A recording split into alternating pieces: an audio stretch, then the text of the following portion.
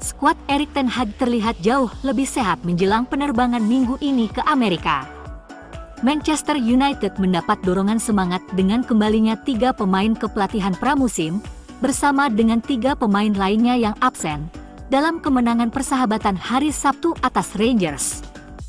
Victor Lindelof, Antony dan Marcus Rashford melewatkan pertandingan karena cedera, tetapi kembali ke Carrington pada awal minggu ini, sementara Harry Maguire dan Scott McTominay, yang terus membangun kebugaran mereka, juga terlibat dalam sesi tersebut. Christian Eriksen dan Rasmus Højlund juga kembali berlatih untuk pertama kalinya sejak Denmark tersingkir dari Euro 2024. Duo Denmark ini menikmati istirahat 3 minggu, tetapi mulai membangun kebugarannya lagi menjelang musim baru. Orang terakhir yang kembali adalah Tom Heaton. Pemain berusia 38 tahun itu adalah anggota non-bermain grup Inggris di Euro 2024 dan bekerja dengan tim penjaga gawang di Jerman. Andre Onana, Aaron Wan-Bissaka, Habib Oguneye, Johnny Evans, Terhaes Bennett, Leny Yoro, Sam Murray, Harry Amas, Casemiro, Toby Collier, Maxi Oyedele, Sonny Aljofrey, Ahmad, Jadon Sancho, James Scanlon, Hannibal, Mason Mount, Sam Mater, Ethan Ennis, Jack Fletcher dan Joe Hugel juga digambarkan saat pasukan Erik ten Hag semakin mendekati kekuatan penuh selama musim panas. Hanya Altay Bayindir, Diogo Dalot, Lisandro Martinez, Luke Shaw, Kobbie Mainoo, Pellistri, Bruno Fernandes, Alejandro Garnacho dan Joshua Zirkzee belum bertemu dengan skuad United setelah eksploitasi musim panas mereka di Euro 2024 atau Copa America. Setan Merah menghadapi Arsenal di California pada hari Minggu, sebelum pertandingan mendatang melawan Real Betis dan Liverpool di Amerika. United kembali beraksi kompetitif pada 10 Agustus ketika mereka menghadapi Manchester City di Community Shield. Bayern Munich dan Manchester United dikabarkan masih terkunci dalam negosiasi transfer Matthijs de Ligt.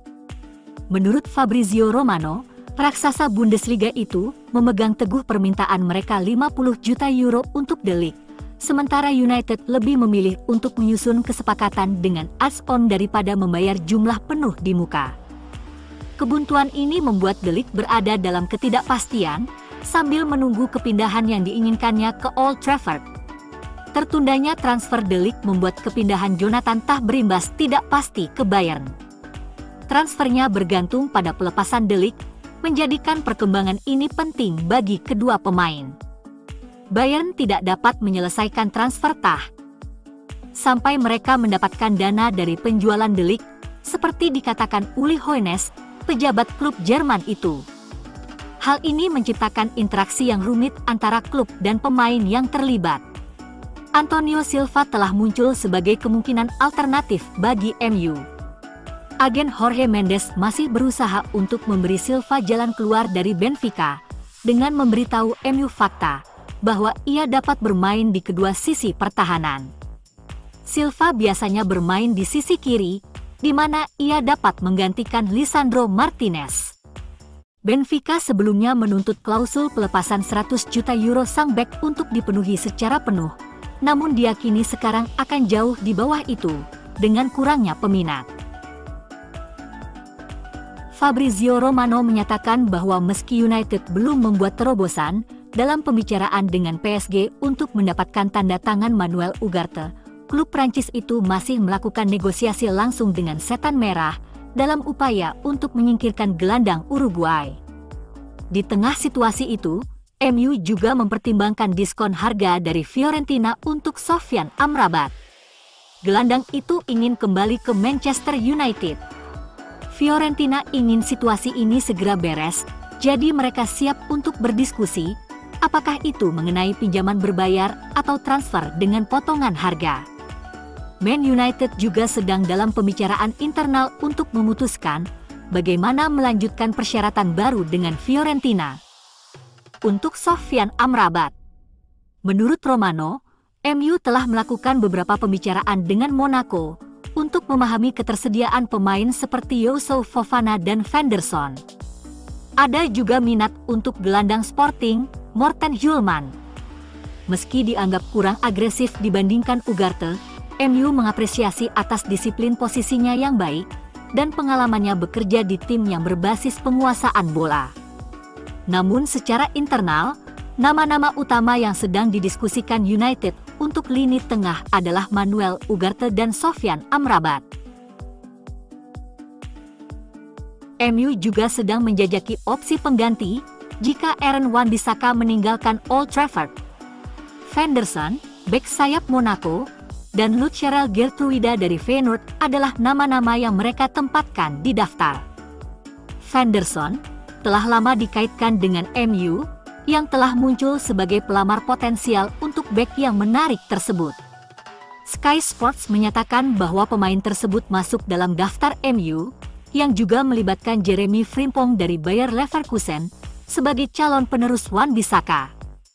Fenderson, yang terikat kontrak di Stade Louis II hingga 2028 dan diberkati dengan kecepatan tinggi, dihargai 30 juta euro oleh Monaco.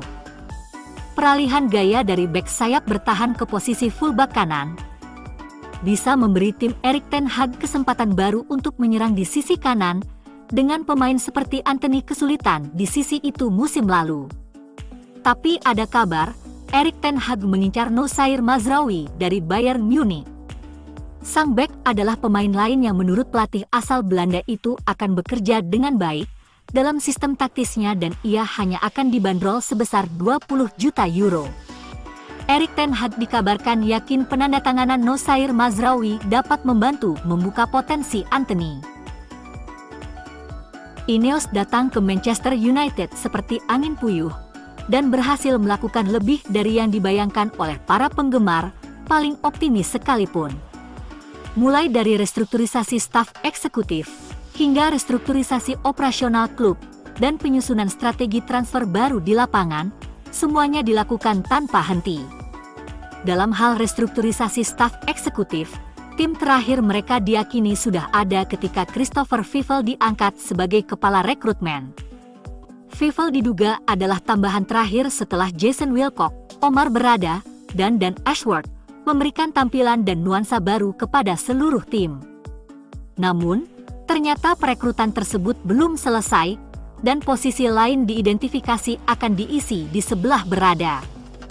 Di luar lapangan, beberapa penunjukan juga telah dilakukan, seperti Jean-Claude Blanc di Dewan Direksi, sementara kepergian Cliff Butty dan Patrick Stewart telah terjadi.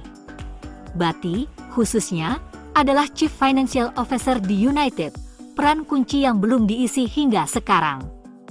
The Athletic melaporkan bahwa Ineos bermaksud menunjuk seorang Chief Business Officer yang akan melapor kepada Omar Berrada dalam struktur baru. Profil pekerjaan yang diubah menjadi Chief Business Officer patut diperhatikan karena, di atas kertas, hal ini tampak seperti tugas operasional yang lebih holistik. Itu mungkin sebabnya dia melapor kepada Chief Executive Officer baru Omar Berrada, yang juga memiliki keahlian di bidang keuangan sejak masa kerjanya di City Football Group. Tindakan Ineos itu mengungkapkan banyak hal tentang ambisi Sir Jim Ratcliffe yang semakin meningkat untuk tim, dan juga berdampak pada sisi finansial. Terlihat, Glazers telah menghilang dari pandangan publik dan kemarahan pendukung United, karena Ineos telah menjadi wajah operasional klub.